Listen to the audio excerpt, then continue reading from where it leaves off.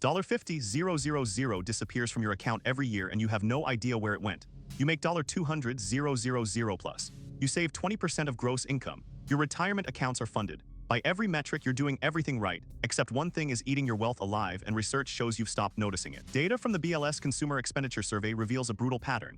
Households earning $200,000 or more lose approximately $50,000 annually to subscriptions, premium dining, and convenience services they don't actively track.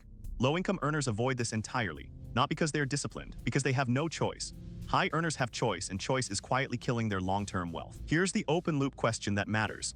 Am I actually saving as much as I think, or is my rising income being invisibly eaten by recurring charges and convenience premiums I stopped auditing 3 years ago? Let's break the data. According to Vanguard and Fidelity behavioral research, affluent households maintain an average of 23 active subscriptions: streaming, software, productivity apps, meal services, fitness memberships, premium delivery tiers. Average cost per subscription, $18 monthly. That's $276 per subscription annually.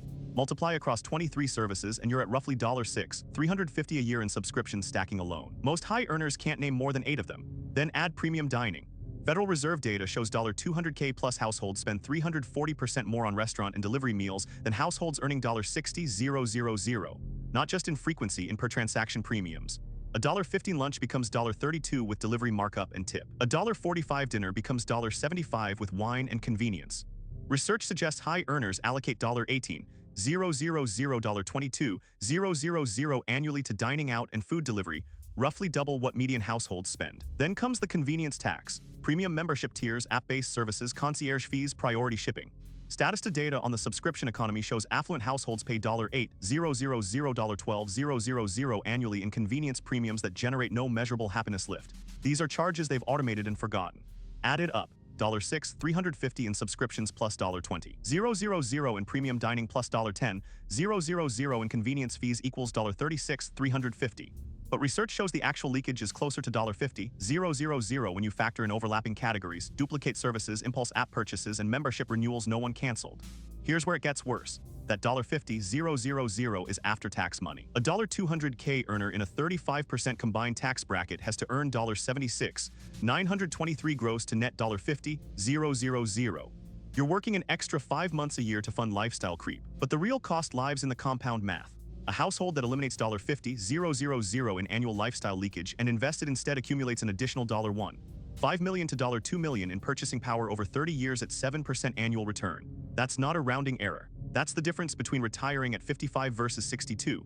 That's the difference between $40,000 annual retirement income floor and $65,000 floor. That's financial flexibility you're trading away for marginal convenience. The belief gap is this: if I'm earning $200K and saving 20%, my spending is already well controlled.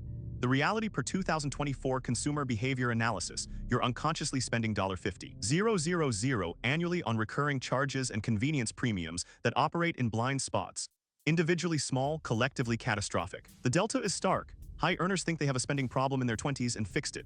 Research shows they have a lifestyle creep problem in their 40s that they've stopped auditing entirely. The automation that makes life convenient has made wealth leakage invisible. One audit question: pull your last 3 months of bank and credit card statements and categorize every recurring charge and convenience expense.